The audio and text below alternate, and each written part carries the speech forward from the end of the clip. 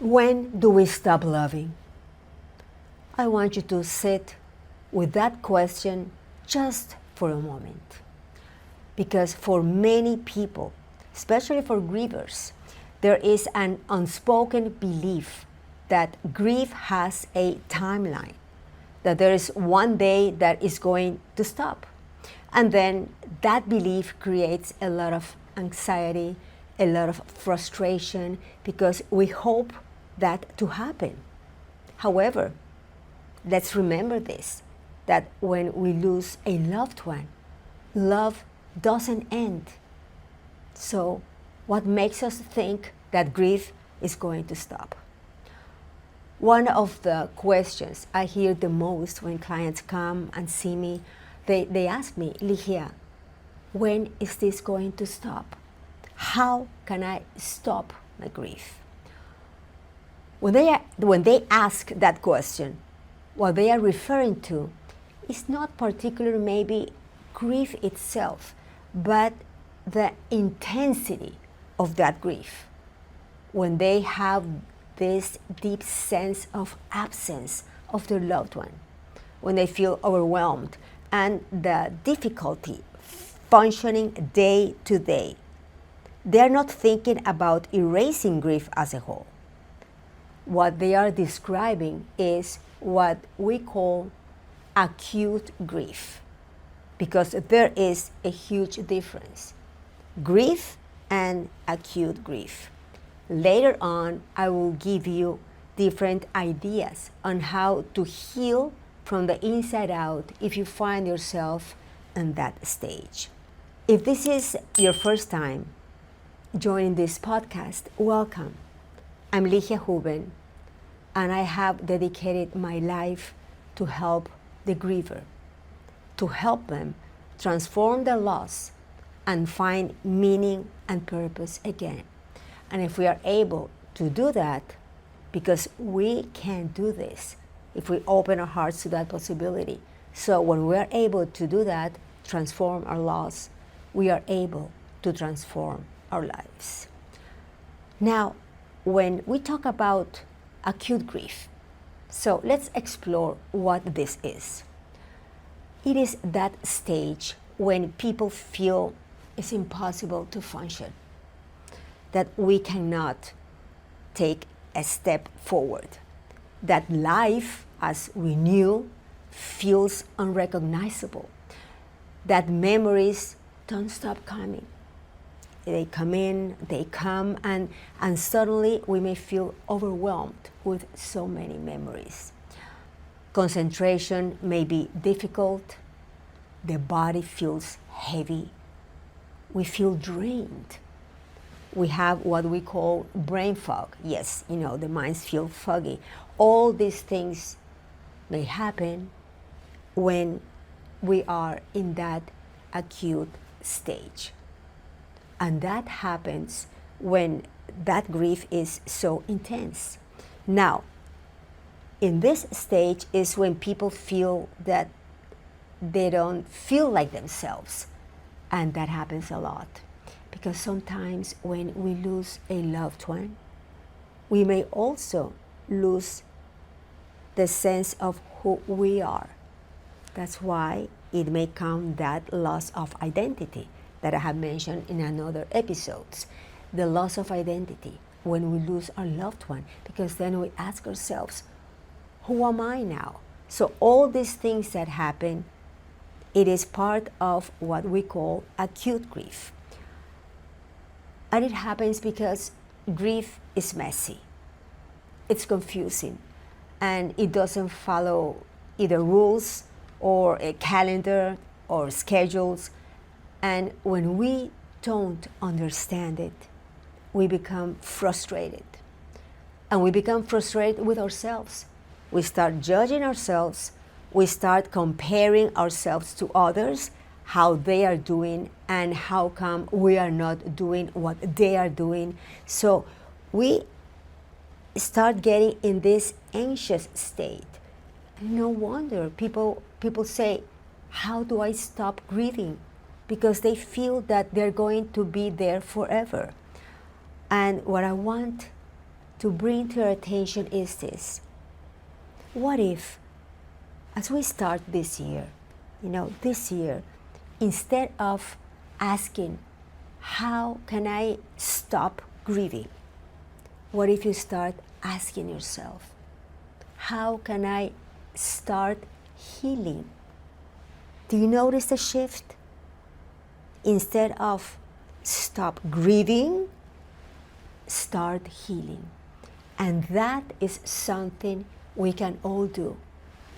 We go here to our mind, to our thoughts, to our decisions, to making that choice. And that shift can make such a difference in your grieving and in your healing process. Because what I want for you is to start understanding grief. It helps us. And that's one of the reasons that I love to educate my clients, when I do seminars and when I talk to you. Educate you about what grief is. Because if we understand what grief is, it can help us. And I tell you this because when I lost my mom, that loss was so huge. Because I understood grief. Because yes, I know this is what I studied. This is what I'm training. This is what I do. It did help me. It did help me a lot, because if I would go there with a certain thought, I would just say to myself, that's natural, you are grieving. If I would behave a certain way, I said to myself, that's natural, you are grieving. And then the more I observed myself, and the more I understood what was going on, the better it was for my healing process. So when you start doing that, when you shift from how to stop grieving to how to start healing, and you allow yourself to go there, something inside of you begins to soften. Because when we are there, totally mindful in how we are feeling, we are aware of all our emotions, because we know that it is not only sadness with grief. We know that there are other emotions like guilt, like anxiety, like fear, like shame, so many emotions, confusion.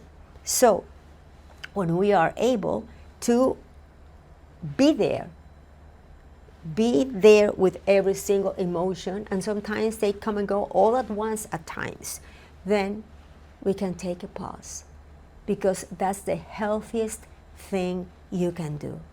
You take a pause and you allow yourself to feel. You allow yourself to be present to what is arising, instead of running away from that. Instead of asking yourself how to stop this, how do I stop this? Instead of asking yourself that, take a pause.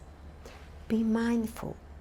And then feel all those emotions, because that way you can observe what you are thinking, what you are feeling, and then you can understand what's going on, how grief is, and then you start process every single emotion. When you do that, healing becomes possible. You allow yourself to grieve, and that is a very important word that I use, allow. Actually, that's the heart of my work, because that's the reason that I titled my latest book, Allow Me to Live My Grief and Heal from the Inside Out. Because that word, allow, is that recognizes that we as grievers have rights. And one of those rights is to be present with our grief. Because we say it, right? That many times family members, friends, society itself, they don't allow us. And then that's why we want to be present, and we want to be real with our grief, knowing that it's not about how to stop the grief, but how to start healing. And that's what I want to remind you. Because you know what happens? That grief doesn't end because love doesn't end. As I have shared many times, I lost my father when I was 12 years old. And still, sometimes when I talk, with my family, my sister, my niece, when we talk about him, is that sense of, we feel his absence. And that sense of grief, that the longing that he'll be with us, of course we feel that. But it's not that acute grief. It's that grief that we feel because we miss them. And that's why I want to remind you to be present, to know that one thing is acute grief, and that's the one that we want to process. That's the one that we want to do things about, how to go into our healing. You can do rituals, beautiful rituals, and those help us tremendously. The moment that you know that you can do those things, then you recognize that it's not about grief, that it is about acute grief, that you want to pay attention to, that you want to understand your grief, and you want to start doing things about it so you can process and you can heal. Now, the triggers that we can also experience are such as anniversaries, birthdays, special dates, and sometimes these are reminders that we don't have our loved one next to us. And that can bring all those waves, that tsunami, right? But again, that's natural. That comes, that arises, and then it goes back. When we're able to know the difference between acute grief and grief, that gives us the opportunity to transform it. And that's why I have called this podcast Transforming Grief, because awareness is the first step toward transformation. Yes, awareness of our grief is the first step toward transformation. So what about if we reframe the question? Instead of asking, how do I stop grieving? Then you embrace that question. For you to be that question this year, how do I start healing? Remember, when we say healing, that doesn't mean that we forget. Healing does not mean forgetting. It is learning how to live with what has changed. And it's interesting because a couple of days ago, I had this young man came to see me because he lost his grandma. He was very close to her. And as we were talking, and he was telling me about how he was going about with his grief, it was amazing. This young man, that he said, well, I know that what I have to do. And he said, have to do. And I said, well, you are choosing that, right? I said, yes, what it's going to help me is to live, to continue living with that loss, to continue living with that grief in my heart. And I was so taken by that. And I said, wow, that's amazing that you said that, because my first book, Transform Your Loss, Your Guide to Strength and Hope, that's what I say. We learn to live with that loss. We learn to live with that loss. And it's interesting because that's what we do. The moment that we resist or we want to stop the grief, it's harder, and we don't do it. So remember this, we learn how to live with that loss. If this message has resonated with you, I invite you to leave me a comment. And if you want to begin healing this year, I have included a link in the description to my book, Allow Me to Live My Grief and Heal from the Inside Out, so you can start your process. If you send me an email, and I also have it there in the description, and you share with me about your loss, that would be beautiful, so I get to know your story.